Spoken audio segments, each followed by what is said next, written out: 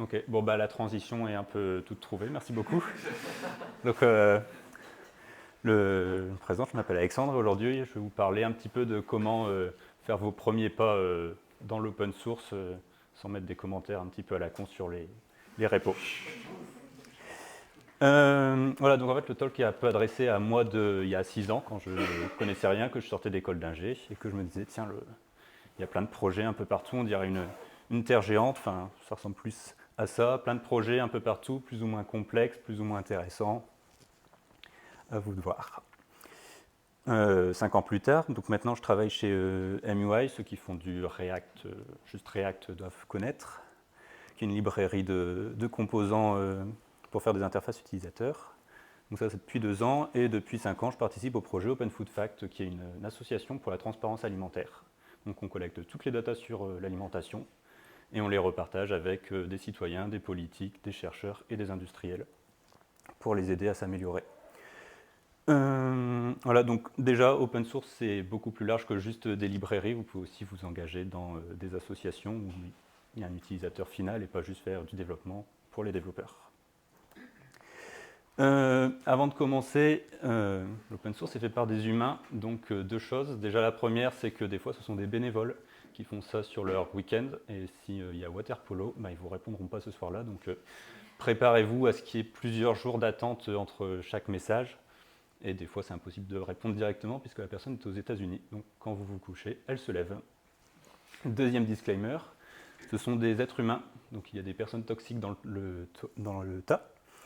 Si vous en croisez, si on vous répond méchamment à vos commentaires, rappelez-vous qu'il y a énormément de projets. Donc, moi, mon conseil, c'est on abandonne directement et on les laisse s'enfermer dans leurs projets. Un truc que souvent on oublie quand on veut commencer, c'est qu'on va faire une pull request, puisque on modifie le code, c'est très bien, mais les issues sont aussi, voire même plus importantes, puisque c'est le seul feedback que vous donnez aux mainteneurs qui, eux, connaissent parfaitement la lib, savent exactement où est le code, mais ils ne savent pas ce sur quoi vous vous butez, ils ne savent pas ce que vous avez envie de faire. En plus, ça vous prendra moins de temps, parce que ça prend moins de temps d'expliquer un problème que de le résoudre.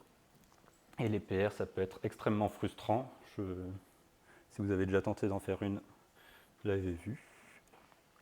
Et donc maintenant la question, comment je fais pour ouvrir une issue? C'est très simple. Aujourd'hui, normalement, votre journée ne s'est pas passée d'une manière entièrement fluide. Vous avez rencontré des difficultés. Première chose à faire, vous allez sur la documentation. Vous ne trouvez pas la réponse à votre question. Vous pouvez donc aller sur Stack Overflow. Vous ne trouvez pas la réponse à votre question. Vous pouvez demander aux collègues à la machine à café. Des fois ça marche, c'est pas toujours vraiment satisfaisant. Des fois on va vous proposer par exemple de forker un repository entièrement pour le modifier. Alors ce qui est bien en fait, c'est que quelle que soit l'étape où vous échouez à trouver la solution, pensez, et si j'ouvrais une issue? En fait, le schéma de pensée est très simple, c'est vous avez trouvé une solution, elle n'était pas compliquée, en gros vous avez mal lu la documentation, très bien, maintenant vous savez que c'est à cet endroit-là. Dans tous les autres cas, vous pouvez ouvrir une issue. Si vous n'avez pas trouvé la solution, ça va vous aider à la trouver. Et si jamais c'était compliqué, il faut vous dire que vous ouvrez une issue, tous les développeurs qui vont suivre par derrière vont tomber sur votre issue et vous allez les aider. Même si ça n'apporte pas un fixe pour l'instant, ils vont savoir, ok, c'est un bug qui est connu. Alors même en fait, on peut faire plus simple. Même si c'est un truc super bateau, que vous avez mal lu la documentation, il y a peut-être un petit truc à modifier, des chapitres à réordonner. C'est pas grand chose, mais les milliers de développeurs qui vont passer derrière vous vous remercieront. C'est une deuxième question que je m'étais posée quand je commençais, c'était pourquoi est-ce qu'à chaque fois que je cherche quelque chose, la réponse est dans une issue ou sur Stack Overflow? Qui sont ces gens? Mais alors ça, c'est une des librairies qu'on propose, c'est les date pickers. On release à peu près toutes les semaines. Donc il y a 200 000 downloads sur les 2 dernières mineurs et 1 200 000 sur celles qui sont d'avant. Donc si vous arrivez sur un projet qui n'est pas à la toute dernière mineure, il y a des chances pour que les 200 000 personnes qui sont passées avant vous aient déjà bien nettoyé les bugs trouvables.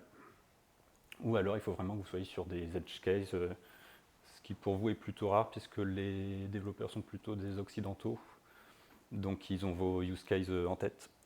Les vieux bugs qu'on retrouve, c'est par exemple des Chinois qui vont nous dire dans notre langue la première lettre, ça veut dire jour.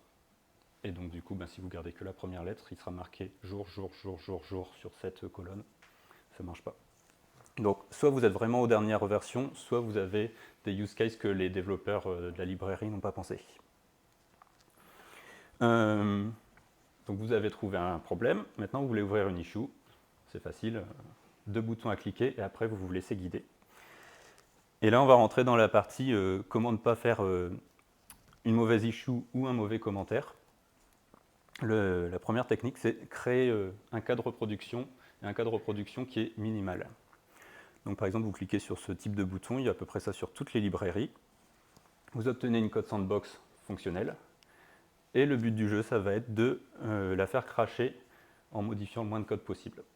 L'intérêt, c'est que les mainteneurs derrière vont pouvoir voir ce qui vous pose souci, et on va pouvoir aussi jouer avec et vous apporter une réponse. Et souvent, si vous ne faites pas ça, le premier message que vous allez recevoir, c'est « Pouvez-vous produire un minimal reproduction example ?» La raison est simple, c'est que la plupart du temps, quand la personne répond avec son cas d'exemple, il utilise mal la librairie, donc il suffit de le pointer vers de la documentation. C'est une erreur qui ne nous concerne pas, par exemple ils sont en train de muter un state React, on ne peut pas faire grand chose.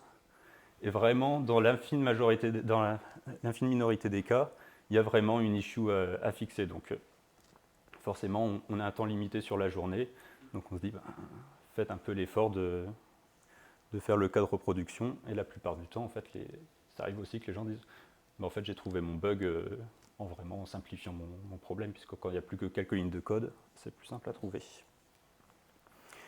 Vous pouvez faire l'hypothèse que votre lecteur est stupide, ou si vous voulez être poli, qu'il a 5 ans.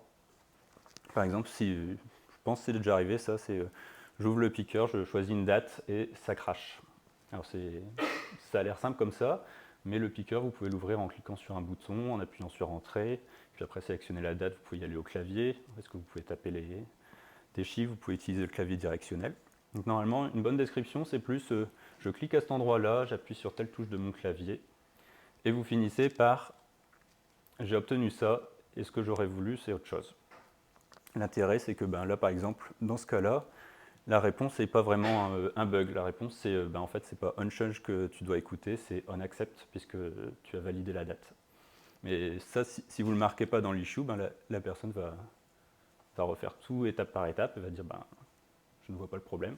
Et donc on est reparti pour des discussions. Sur la partie, je poste des commentaires du type, on va aller dans l'autre sens, comme ceci, please add this feature, etc.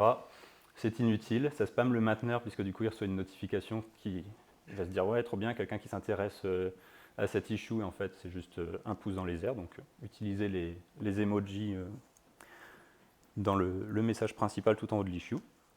Sinon, ce que vous pouvez faire, c'est ceci, c'est décrire votre cas d'usage. Donc là, on cherchait à créer on a une issue pour créer un Gantt. Et donc, il y a quelqu'un super sympa qui arrive et qui nous dit, voilà, moi, ce dont j'ai besoin pour faire fonctionner mon truc actuellement que j'ai développé dans mon coin, c'est toutes ces features-là. Et tout en bas, ils nous disent que ce avec quoi j'ai du mal, c'est les performances, puisque je n'ai pas implémenté de virtualisation, par exemple. Ça, pour nous, c'est utile, puisqu'en fait, moi, j'ai un petit passé en tant que consultant web, j'ai des collègues qui l'ont fait en tant que travailler dans des banques. Donc on a chacun un petit peu notre vision de ce que c'est qu'un cas client, mais on ne peut pas tous les avoir, on n'a pas toutes les nationalités. Donc dire ce dont vous avez besoin et pourquoi vous en avez besoin, c'est utile pour améliorer les features et l'expérience développeur. Bon, et là, c'est un petit tips, mettez une photo ou un dessin, puisqu'en fait, les dessins comme ça, il y en a plein. Donc en fait, vous ne créez pas de contact avec la personne, vous n'allez pas les retrouver parmi quelqu'un d'autre. Alors que si vous voyez Titi, vous pouvez vous dire, tiens, Titi, justement, c'est cette personne qui avait un problème puisqu'elle est en Chine et que du coup, elle a la localisation qui ne fonctionne pas. J'aime bien les localisations, donc je vois Titi dans mes notifications, je dis, celle-là, je vais répondre directement puisque c'est un sujet qui m'intéresse. Et si on vous revoit revenir, on va repérer, tiens, cette personne s'intéresse vraiment à la librairie, on peut faire confiance à ce qu'elle va écrire. Ça va être des issues plutôt propres.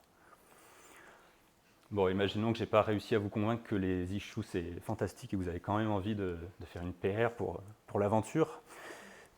Commencez petit. mais le plus petit possible. Si ça peut être modifier une traduction, c'est génial, puisque pour faire votre PR, vous allez commencer par forker le repo, vous allez l'installer en local, vous allez tenter de faire fonctionner les tests, ça ne va pas fonctionner, vous allez devoir les débugger. La façon d'installer la librairie n'est pas forcément toujours à jour. Donc il y a pas mal de choses qui se passent avant d'avoir soumis votre première pull request. Et commencer vraiment petit, puisqu'en fait ça va vous permettre d'isoler une partie de la code base, puisque les structures des fichiers, etc. ne sont pas les mêmes en fonction des projets. Donc il y a peut-être des choses à découvrir, surtout si vous êtes junior. Si vous commencez par quelque chose de trop gros, ça va prendre beaucoup de temps, et il y a des chances pour que vous abandonniez avant d'avoir soumis la pull request. Et puis surtout, soumettre une pull request ne veut pas dire qu'elle va être acceptée. Des fois, elle peut rester très longtemps, puisque ce n'est pas dans les priorités des mainteneurs. Et surtout, vous pouvez vous dire, tiens, ce petit bout de code-là qui m'embête pour mon projet, je vais le jarter ou je vais le modifier un petit peu.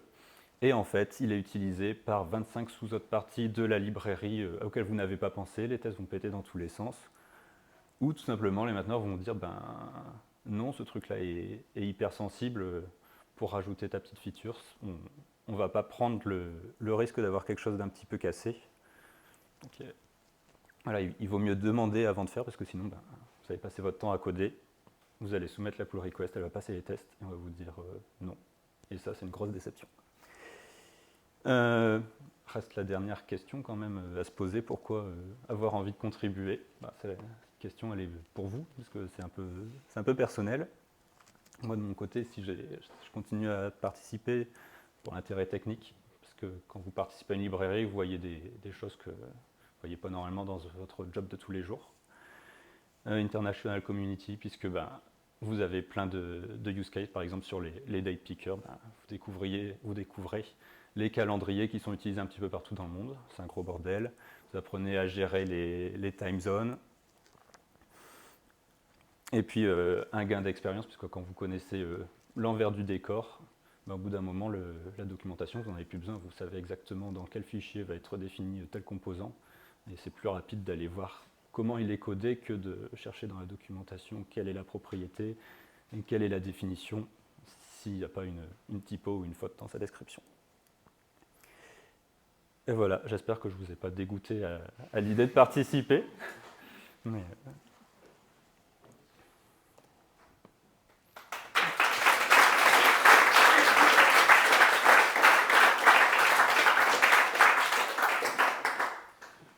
ne sais pas si vous voulez faire des questions après autour du pot plutôt. Plutôt sur le pot.